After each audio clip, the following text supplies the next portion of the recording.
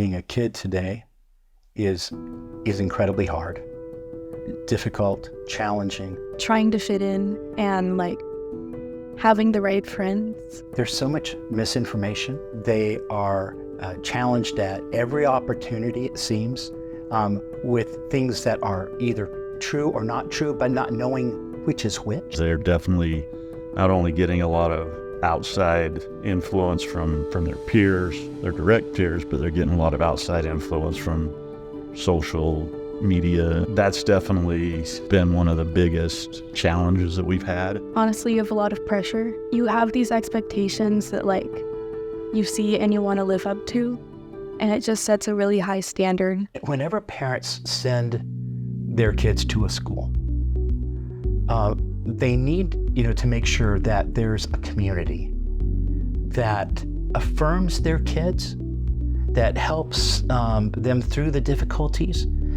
and that's a community that not only helps their kids, but that understands what they're going through as parents. My name is Christy Vargas. I have one son. He is in the 8th grade, and we've been here for 2 years. I've been a homeschool mom for most of Braden's life, but we felt that Braden needed to be challenged in a new way with deeper connections. I remember the first month they chose Braden to be Student of the Month because they knew he was coming out of a very unique situation, and they saw his capabilities and his abilities, and they saw him pushing himself. The teachers noticed. All the kids wrote a little message to Braden in a booklet, and God knows what our kids need, and Braden needed that boost of confidence that he's welcomed here, he's accepted here, he's not just a part of the school, but he's part of the community. The things that the kids said in there just boosted his morale big time. My name is Vex Blackfair, and my son Scott's been here I think going on 5 years. First year preschool, it was good. He had a lot of work to do, a lot of frustrations to grind through. I was surprised when, hey, do you want to come in and interview and talk about Scott and the school? Really? Me?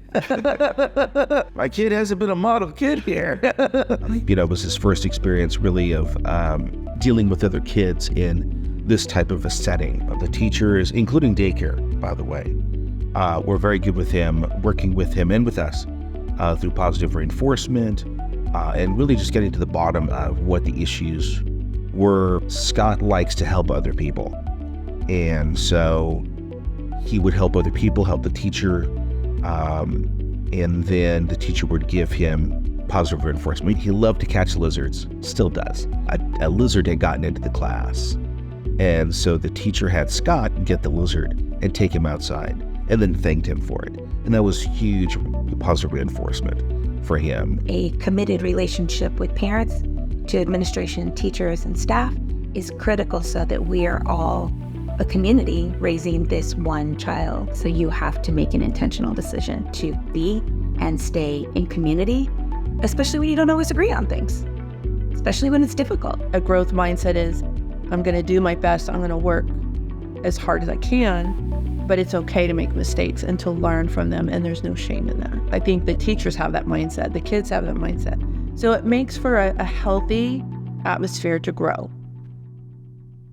Can you walk me through your 7th grade year? It started off okay, but then there were certain people and things that happened, and I made decisions and other people made decisions that we probably should not have made. There were so many ups and downs, and ultimately I wanted to try something and experience public school. It was a tough decision for her because she absolutely loves everybody here, but there was still, I think, that drama and stuff that was in the back of her mind, and rules that were being changed around the campus here, and she thought, I think I want to go try another school. It was pretty scary, the first couple of days, and I did make friends, and they were pretty nice, and I did like certain aspects of the school, but it was just one thing that was missing, and that was my old community back at ALCS. When she got into that setting, she was like, oh my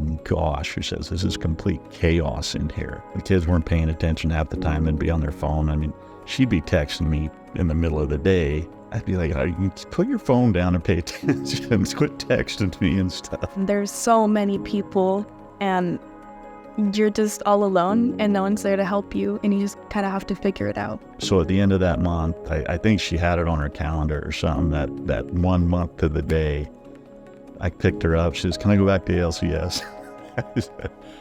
I said, well, let's go talk to Laura and see. So she asked her what her concerns were and what issues she had that she might be able to help with. And that's that big with me. I don't know if you find that a whole lot of places. We talked a little bit about not every relationship is super easy, not super simple. School is messy, relationships are messy, and how do we navigate our way through? Not just about connecting with Paisley, but connecting with her parents and helping partner with them as they journey to raise her, both educationally, socially, emotionally, and as a good human. My decision making was really based on the community I've made here and how it just wasn't the same as at the school that I decided to go to. My teachers have really helped me in this journey of becoming the best version of myself. They're always supporting me and helping me just get to the top. I know that my teachers and my friends will always have my back. The genuine love that my kids have felt over the years from the staff and everything, that's played a huge part in our decisions to keep coming back every year. That's just something that we know they would not get at different schools and not only a public setting. They're learning from their mistakes. They're learning how to come together and be a team together, work together, how to show love and grace to each other, and how to say I'm sorry. I've been really blessed by being encouraged as a mom from the teachers when we have our meetings. They've esteemed me and the job that I'm doing with my child, and in return I esteem them because I love the job that they're doing. The biggest thing I've seen in his growth is really his self-confidence. Where before he was unsure of himself, that was part of the problem when he was younger. And he would get frustrated easily. So his confidence is on such another level from when he came here. He wouldn't be as successful right now without the assistance, the backing, the help that all of the staff at the school puts in. They know the kids are going to mess up and make mistakes and get their red books and forget their PE clothes, and they address it, but with grace and love and kindness, without shame, and to keep them accountable. We are not perfect, they are not perfect, but we are a community together with the same goal.